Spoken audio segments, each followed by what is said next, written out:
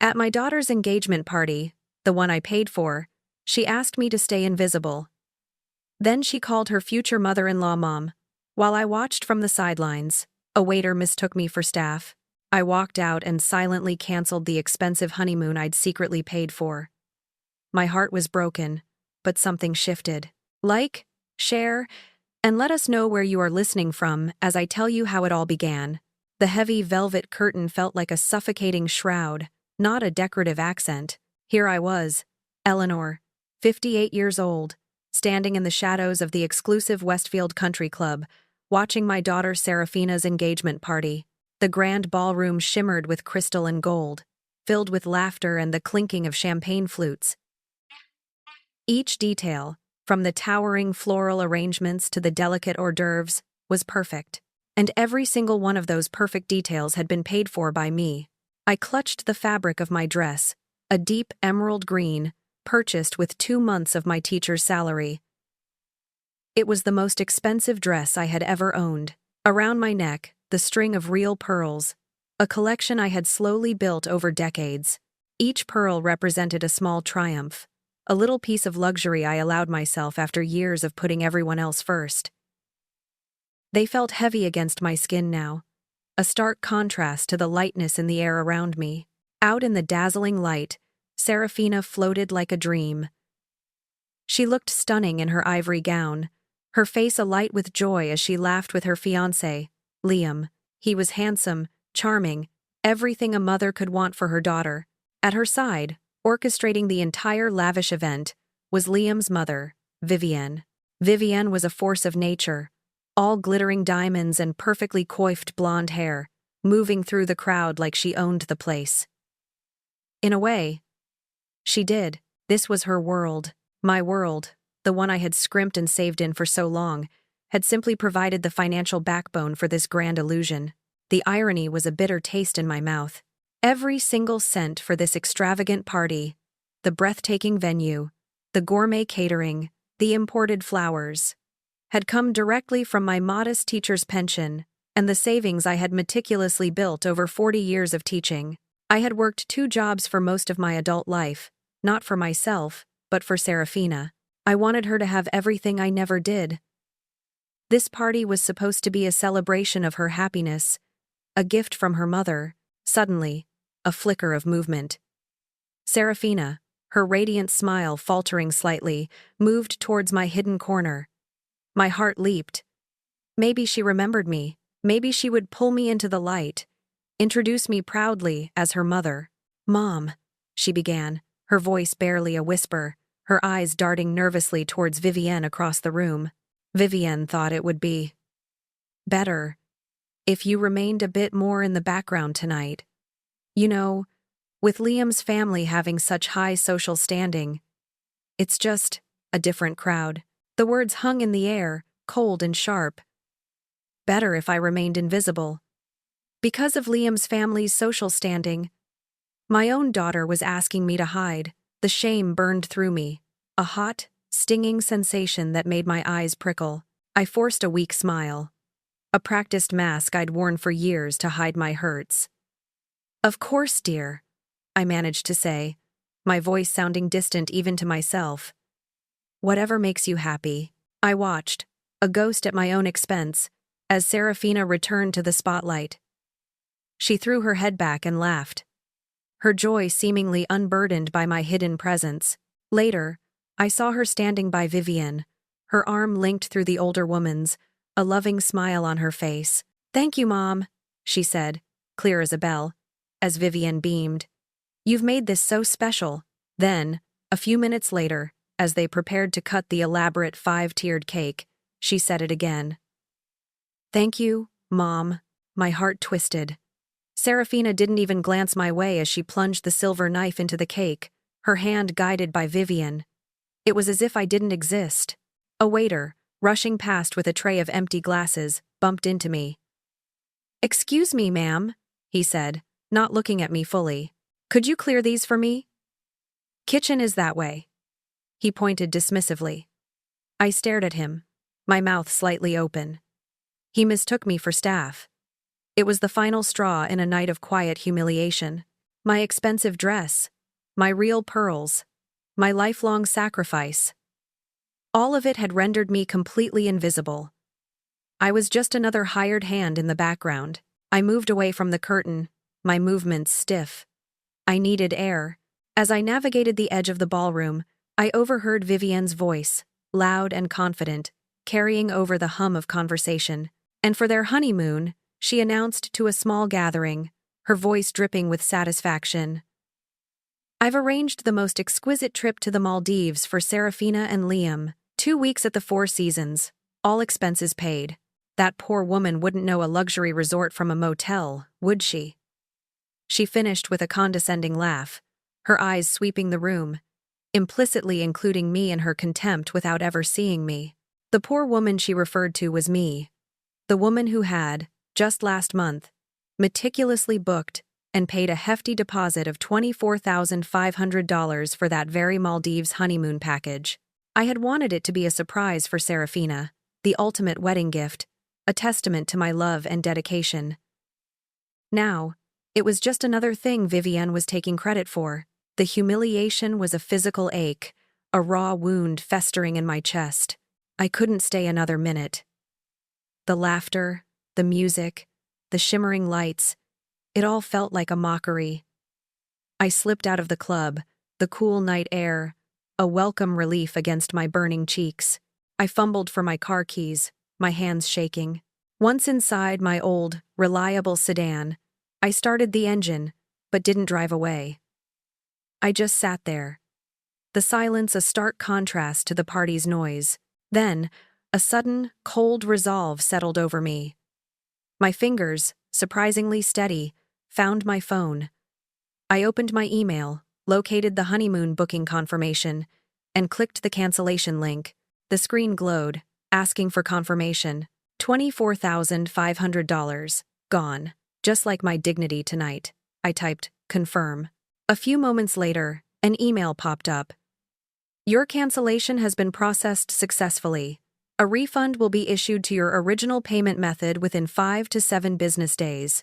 I read the words, and a strange sensation washed over me. It wasn't relief, not entirely. It was a shift. A breaking point, perhaps. Something inside me, something I hadn't known was dormant, had just woken up. I drove home. The familiar streets of my modest neighborhood a blur. My small house, with its cozy, worn furniture, felt different. It was no longer just a place of comfort, but a silent witness to decades of quiet sacrifice. For Seraphina, for her future, for her happiness, and in return, I was an invisible mother, a forgotten ATM, ashamed by her own child. Tonight, something had irrevocably changed. The quiet of my small home was a stark contrast to the earlier chaos of the party. I sat in my favorite armchair, a cup of lukewarm tea forgotten beside me. My mind drifted back, years dissolving into a painful montage. I remembered Seraphina at 8 years old, her small hand swallowed in mine, her eyes wide and tearful as her father, Richard, walked out the door for the last time. He just left, a note on the fridge, and vanished. I remembered holding her close, pressing a kiss into her hair, whispering, "It's just you and me now, sweetheart. Against the world." That promise, a silent vow, had shaped every single decision I made from that day forward. My entire life became a carefully constructed scaffolding for Seraphina's future. My own dreams, once vibrant and hopeful, were slowly shelved, replaced by the relentless pursuit of opportunities for her.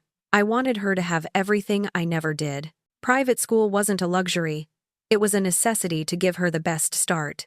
To afford it, I took on extra tutoring sessions after my regular teaching day. Ballet classes, tennis lessons, piano. Seraphina showed an aptitude for them all, and I wouldn't let money be an obstacle. I worked weekends, corrected papers late into the night, and often skipped meals, all so she wouldn't feel the pinch of our single-parent household. My own clothes were sensible, my meals simple, my life devoid of anything extravagant. Her happiness, her potential, was my only focus. I even remembered the pride, mixed with exhaustion, when I surprised her with a used BMW for her 16th birthday. It was an older model, but well-maintained, shiny and impressive to her young eyes. The look of pure joy on her face was worth every single extra hour I had tutored, every late night spent calculating how many more lessons I'd need to pay off that loan. I learned to stretch every dollar, to make every sacrifice seem effortless, so Seraphina would never feel deprived. When it came time for college, Northwestern University was her dream school. My heart swelled with pride when she received her acceptance letter. But the tuition, it was a mountain. Without hesitation, I drained what little retirement savings I had managed to accumulate. It was supposed to be my safety net, my comfort in old age. But Seraphina's future was more important. I convinced myself I could always build it back up, work a few more years. She was my investment, my masterpiece. It was at Northwestern that Seraphina met Liam. He was everything I had wanted for her. Smart, ambitious, and from a wealthy, established family. His father, Dr. Reynolds, was a renowned surgeon, and his mother, Vivienne, was a prominent socialite. They embodied the kind of status and ease that I, in my younger, more naive days, had once aspired to. Seraphina was finally entering the world I had worked so hard to open for her. The first time Seraphina brought Liam to our modest home, I felt a subtle shift. Liam, polite but with an unmistakable air of condescension, looked around our small living room, his eyes lingering on the worn upholstery and the overflowing bookshelves. He made a comment about the quaint charm of the neighborhood, a phrase that stung me. From that day on, I noticed Seraphina growing increasingly embarrassed by my lifestyle. She would subtly try to tidy things before his visits, or apologize for the small space. After college, the visits became less frequent. When she did come, her critiques, though often veiled, became more direct. My sensible clothes were a bit dated. My simple hairstyle was unimaginative. My entire life, devoted to her, was provincial. She didn't mean to be cruel, perhaps, but her words chipped away at me. Little by little, she was ascending, and I, her foundation, was being left behind, deemed unworthy of her new world. Then came the first meeting with Vivienne. It was at a small luncheon Seraphina arranged, an attempt to bridge the two families. Vivienne, impeccably dressed and radiating an aura of effortless wealth, looked at me with an almost clinical curiosity. "So, Eleanor," she'd said, taking a delicate sip of her iced tea, "a teacher. How?" Charmingly earnest. "Do you find it fulfilling, shaping young minds, even with the rather modest compensation?" Her tone was patronizing, almost pitying. I felt my cheeks flush, but before I could respond, Seraphina quickly interjected. "Mom's a wonderful teacher, Vivienne. She's always been so dedicated." Her defense, though well-intentioned, only highlighted Vivienne's implied disdain, making it clear that even Seraphina felt the need to apologize for my profession. Over the next few months, I watched Seraphina gradually transform. She started using Vivienne's affected mannerisms, her slightly elongated vowels, her graceful, almost theatrical hand gestures. She began frequenting Vivienne's social circle, attending charity galas and exclusive club events. She became a stranger, a polished reflection of Vivienne's world, leaving me feeling increasingly alienated, like a faded photograph in a vibrant new album. When Liam finally proposed, Seraphina called me, her voice practically vibrating with excitement. "He asked." "Mom! He asked!" she shrieked. Then, almost immediately, she launched into Vivienne's plans for a lavish wedding at the country club. "Vivienne says we need to book the Westfield. And she knows the best florist, the best caterer. Oh, it's going to be so grand." I tried to offer my help, my financial support, anything to feel involved. "Sweetheart, I'd love to contribute," I began. She cut me off gently. "Oh, Mom, that's sweet. But Vivienne knows what she's doing. She's got it all under control." My contributions for the wedding, then, became a series of blank checks. A check for the venue deposit, a check for the caterer, a check for the florist, a check for the band, each one for an amount decided by Vivienne, passed on by Seraphina. I was merely the financier, a silent ATM, not a respected mother whose input was valued. The engagement party, my invisible role, and the cancellation of that honeymoon were just the latest, and perhaps most painful, in a long line of humiliations. 3 days after the engagement party, the quiet of my home was shattered by the shrill ring of my phone. It was Seraphina. Her voice, usually soft and melodious, was laced with fury. "Mom, what did you do?" she demanded, without even a greeting. "The travel agent just called. Our Maldives honeymoon is cancelled." "What in the world did you do?" My hand, holding the phone, was steady. The calm I felt was surprising, almost unsettling. "I cancelled it, Seraphina," I replied, my voice even. "I simply reconsidered my contribution to your wedding expenses." There was a stunned silence on the other end, followed by a gasp. "You what?" Her shock quickly morphed into pure rage. "Are you insane? That trip was booked. Everyone knows about it. You've completely embarrassed us, Mom. You always manage to embarrass me." The word embarrass struck me, hard. A familiar ache, but this time, it was accompanied by a spark of defiance. "Embarrassment, you say?" I asked, my voice rising slightly, losing its earlier calm. "Let me tell you about embarrassment, Seraphina. I was placed behind a velvet curtain at your engagement party. Your engagement party, the one I paid for, every single cent. I watched you call another woman Mom while I stood in the shadows, hidden away like a dirty secret." The truth, finally spoken aloud, felt like a breath of fresh air, albeit a painful one. Seraphina's response was immediate and dismissive. "Oh, Mom, don't be so petty. It was just a seating arrangement." Vivienne was trying to be thoughtful, ensuring important social connections were made for Liam's career. "It wasn't about you." Her words, sharp and condescending, cut deeper than any insult. She completely trivialized my pain, dismissing it as petty. "Petty?" I echoed, my voice now trembling with indignation. "Do you think it's petty to be made invisible at an event you fund? Do you think it's petty to hear Vivienne take credit for things I paid for? For her to mock my simple life while enjoying the fruits of my labor?" The words poured out, years of swallowed hurt finally finding their voice. "This is about money, isn't it?" Seraphina snapped back, her voice tight with accusation. "You always make it about money. You promised you'd help with the wedding. You said you wanted to give me the best. Contributing is one thing, Seraphina," I countered, my voice gaining strength. "Being exploited while being treated as an embarrassment is entirely another. My promise was to help you, not to be humiliated by you and your future family." The conversation ended abruptly, with Seraphina declaring she would be over to talk sense into me. Less than an hour later, a sleek black SUV pulled into my modest driveway. Seraphina emerged, her face tear-streaked and furious, followed by Liam, looking stern and disapproving, and Vivienne, radiating her usual imperious calm. They marched into my small living room, filling the space with their expensive clothes and an air of entitlement. Vivienne immediately took charge, her voice smooth and condescending.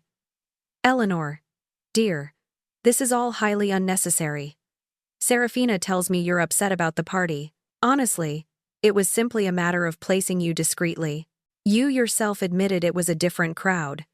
We simply felt you might be more comfortable in a less prominent position, given your unassuming nature." She gestured vaguely around my home, her eyes lingering on my worn armchair.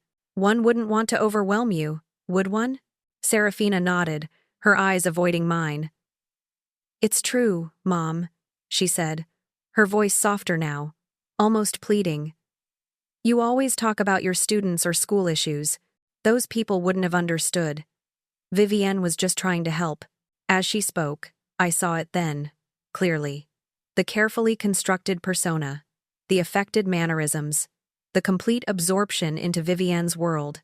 My daughter was gone, replaced by this polished, superficial version of herself. It was a betrayal deeper than any single insult. A cold, steely resolve solidified within me. My voice, when I spoke, was surprisingly calm. "Vivienne, I addressed her directly, ignoring Seraphina's interjection. My comfort, or lack thereof, is not yours to determine, and my character is not defined by my profession or my bank account. I demand respect and dignity. Something your world, where people are valued by their bank accounts rather than their character, seems to know nothing about. Seraphina gasped, her eyes wide. Mom, stop, she whimpered, her face crumpling. The irony was not lost on me. Embarrassment? I repeated. Is that what you care about most, Seraphina? Not my feelings, not my sacrifice, just your reputation among these people who clearly look down on me? I took a deep breath. The honeymoon is canceled. Permanently. And let me be perfectly clear. I am withdrawing all further financial support for the wedding. Every single penny. You want a grand wedding at the Westfield Country Club? You and Vivienne can pay for it yourselves. The silence that followed was deafening. Liam's jaw clenched, his eyes narrowed. Vivienne's perfectly composed face finally showed a flicker of shock, quickly replaced by a furious glare. Seraphina stared at me, her tears flowing freely now. But her expression was one of profound anger, not sadness. I never thought you could be so selfish, she whispered, her voice barely audible, as she turned and walked out, Liam and Vivienne following her like a well-rehearsed exit. And with that, they were gone. Leaving me alone in my quiet, modest home, the echo of her words hanging in the air. Selfish. After everything, the silence after Seraphina, Liam, and Vivienne left was deafening. But this time, it was a welcome quiet. It was the kind of silence that allowed thoughts to breathe, to settle into clarity. I looked around my small living room, the space that had once felt so comforting. Now, through new eyes, it suddenly appeared muted, reflecting a life lived entirely for others. Every book on the shelf was one I'd read to Seraphina. Every piece of furniture chosen for practicality over pleasure. Every color scheme safe and unassuming. My home was a canvas where I had painted everyone else's dreams, leaving no room for my own. My phone buzzed, a notification. The email confirming the $24,500 refund for the honeymoon. I stared at the number on the screen, a substantial sum that represented years of sacrifice. For the first time in decades, I contemplated spending money purely on myself. Not on a practical necessity, not on a gift for Seraphina, but on something just for Eleanor. The thought was liberating, and a little terrifying. It was a sensation I hadn't felt since before Richard left, before Seraphina became my sole focus. The next morning, I took the first step. I had always loved working with my hands, shaping clay, creating something tangible. It was a forgotten passion, pushed aside by the demands of single motherhood and a full-time teaching career. I found a local art center and signed up for pottery classes. The feel of the wet clay beneath my fingers, the rhythmic hum of the wheel, was exhilarating. It was a tangible shift, a physical act of creation that mirrored the internal shift happening within me. I was creating something new, not just for others, but for myself. With a newfound determination, I started investing in my own comfort and appearance. I scheduled an appointment with an interior designer. Her initial suggestions were bold, vibrant, and utterly unlike anything I would have chosen before. I found myself saying yes to colors and textures I would have once deemed too extravagant. Then, a salon appointment.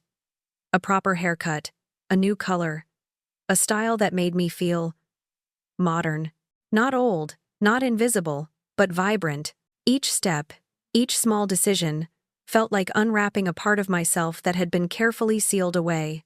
I also reached out to my old friend, Beverly, a fellow retired teacher who had always possessed a vibrant spirit. We hadn't seen much of each other in recent years, my life too consumed by Seraphina's needs. Beverly was delighted to hear from me, and our conversation flowed effortlessly.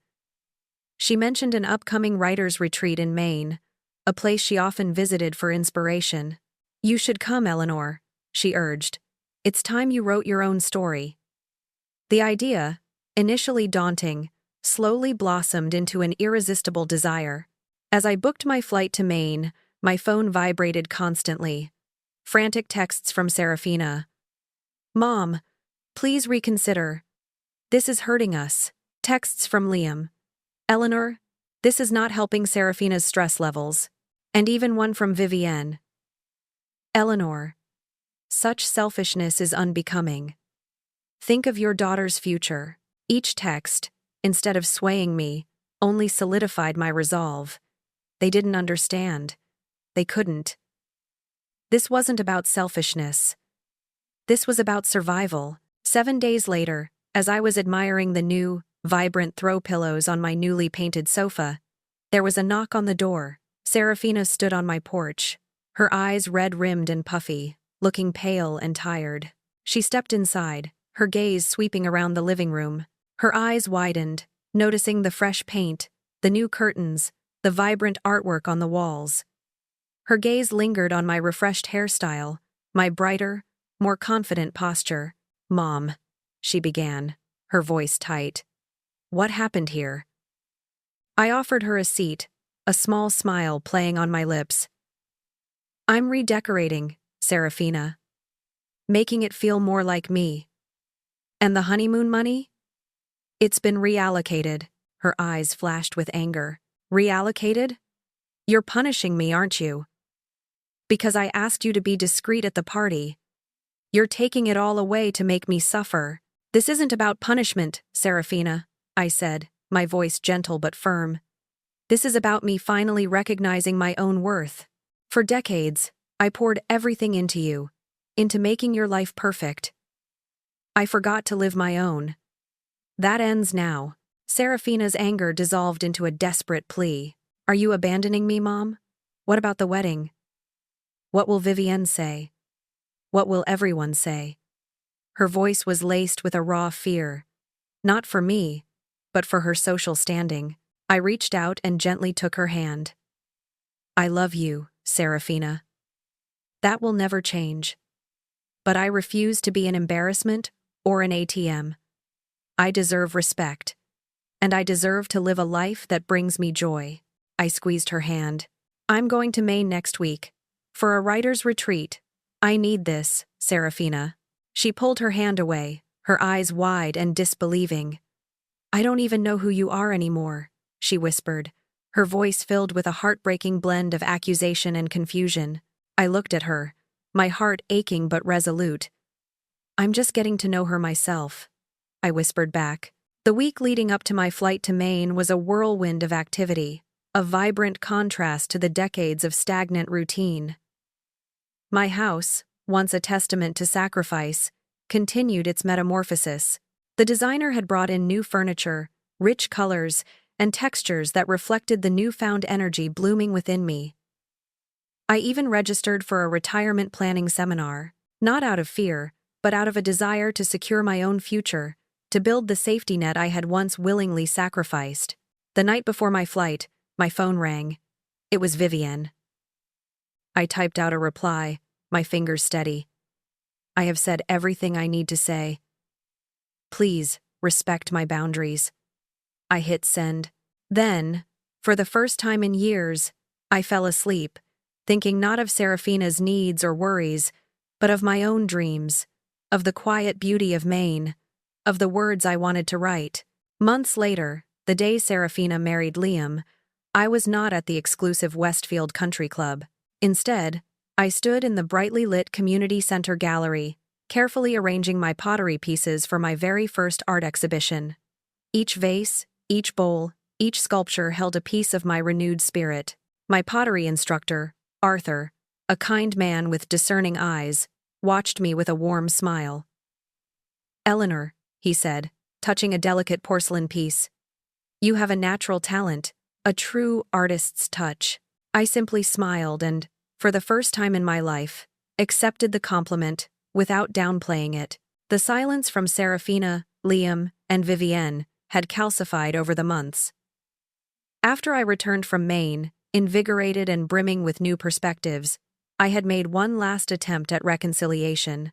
I sent Seraphina a heartfelt card, expressing my enduring love for her, but also my newfound self-respect, and my willingness to rebuild our relationship based on mutual respect. The card, however, was returned unopened, the elegant script of her maiden name untouched. A few days later, Vivienne's cold, cutting voice filled my answering machine. "How dare you, Eleanor? How dare you abandon your daughter on her wedding day after everything she's done for you?" It was a familiar refrain, one I'd heard my entire life. But this time, I didn't wince. I picked up the phone and called her back. "Vivienne," I said, my voice calm and steady, "I'm curious. What exactly has Seraphina done for me?" There was a sputtering silence on the other end before I quietly hung up. It felt good. As I moved around the gallery, chatting with early visitors and making a few initial sales, my mind drifted to the wedding. I pictured Seraphina, beautiful, walking down the aisle, Liam waiting for her. A pang of sadness, a familiar ache, pricked at my heart. But it was quickly overshadowed by a unique sense of personal pride. This was my day, too. This was Eleanor's debut. Charlotte, a former colleague from school, appeared at the gallery, her eyes twinkling with curiosity. "Eleanor, you look wonderful. And this pottery is amazing. I heard about Seraphina's wedding. It was a slightly smaller venue than originally planned, wasn't it? And no mention of the Maldives honeymoon." I smiled faintly. "Yes. They had to scale back a bit," I confirmed, not elaborating. I was careful not to gloat, but also careful not to apologize. "It's a complicated situation, Charlotte." She nodded empathetically. "Family always is. I regret the situation, of course," I admitted, looking at one of my favorite pieces, a vibrant blue vase. "But I don't regret finally valuing myself." Just then, my phone buzzed with a text from Liam. My heart pounded a little faster. "Seraphina looked for you," it read. "Right before she walked down the aisle. Vivienne told her you were too busy with your little pottery hobby." The words, though laced with Vivienne's usual disdain, brought a strange mix of emotions. Seraphina had looked for me. That meant something. I took a deep breath. I typed back, "Liam, please know I sent Seraphina a card before the wedding." It was returned unopened. "I wish you both immense happiness. I'll reach out to Seraphina when the time is right, when she's ready to truly talk." I hit send. For now, this was enough. Driving home that evening, the moon high in the sky, I felt a profound mix of sadness and liberation. My home, now a reflection of my evolving self, welcomed me with warmth and comfort.